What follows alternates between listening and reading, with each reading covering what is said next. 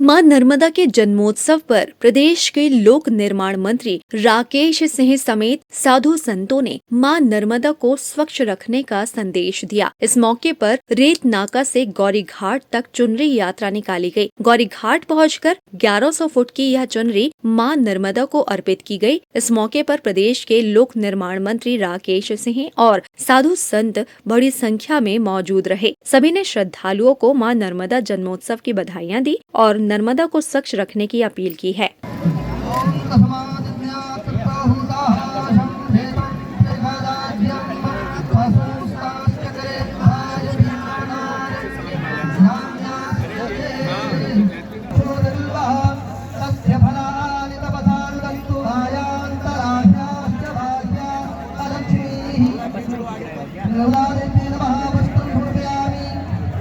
आप तो भैया खींचिए, कोई दिक्कत नहीं।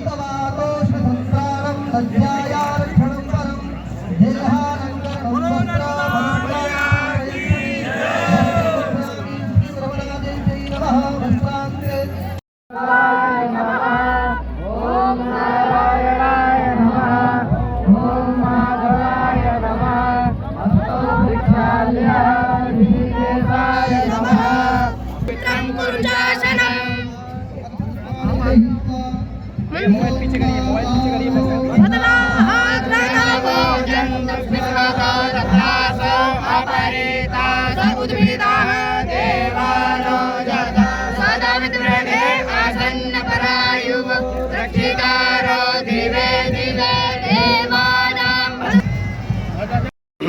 क्या कहेंगे आज के दिन? नीचे करिए, माइक नीचे करिए जी। आज माँ का अवतरण दिवस है। जीवनदायिनी माँ, पुण्य सलीला माँ, जिनके दर्शन मात्र से पुण्य और मोक्ष की प्राप्ति होती है। और ऐसी माँ का जब अवतरण दिवस है तो आप देख रहे हैं कि लोगों में अगाध श्रद्धा भाव है, भक्ति है। और आज 5 लाख से ज़्यादा लोग केवल गौरी घाट में ही माँ के चरणों में उनके दर्शन के लिए आते हैं। और इसलिए हम सब ने मिलकर ये तय किया कि हम सबकी भी जिम्मेदारी है।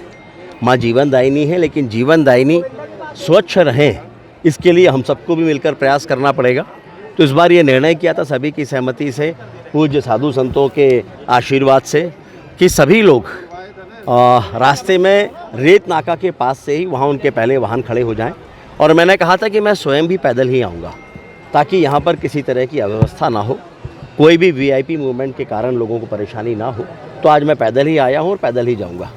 और उसके साथ साथ ये भी तय किया था कि यहाँ पर बड़ी संख्या में जब लोग आते हैं है कि उनको प्रसाद भी मिलना चाहिए। तो जबलपुर में लोगों में भक्ति भाव है और लोग भक्ति भाव के साथ प्रसाद का वितरण यानी भंडारे भी करते हैं। तो उन सबसे आग्रह किया कि प्रसाद का वितरण ज़रूर हो, लेकिन वो थोड़ा हटके हो, माँ के तट पर ना हो, ताकि गंदगी भी ना हो, जूठन भी ना हो। और साधु संतों का ये आदेश भी था और मुझे बेहद खुशी है कि सभी भक्तों ने उसको स्वीकार किया और थोड़ा हटके दूर चौराहे के पास वहाँ ये तय किया कि सभी प्रसाद का वितरण वहाँ पर करेंगे। तो मुझे लगता है कि आज एक अच्छी व्यवस्था, पहली बार इस तरह की व्यवस्था यहाँ पर शुरू हुई है। और इसके लिए मैं निश्चित रूप से पूज्य साधु संतों के आशीर्वाद को एक बड़ा कारण मानता हूँ। और उसके साथ साथ सभी स्थानीय जनों का सहयोग, जबलपुर वासियों का सहयोग, जिन्होंने मिलजुल कर इस निर्णय को स्वीकार किया है। अभी माँ की चुनरी भी हम चढ़ाएँगे। इस बार एक अलग व्यवस्था बनी है कि माँ की चुनरी इस पार से उस पार दोनों तरफ के अर्पित करने के लिए एक ये रस्सा बांधा गया है, जिसके माध्यम से माँ की चुनरी उस पार तक जाएगी। और एक बहुत सुंदर दृश्य होगा माँ को अर्पित होने वाली चुनरी का। माँ को ये चुनरी अर्पित होगी, माँ का आशीर्वाद सभी को प्राप्त होगा। माँ के चरणों में प्रार्थना है कि माँ का आशीर्वाद, माँ की कृपा समस्त मध्य प्रदेश वासियों पर, देशवासियों पर बनी रहे, इस संस्कार धानी के लोगों पर बनी रहे।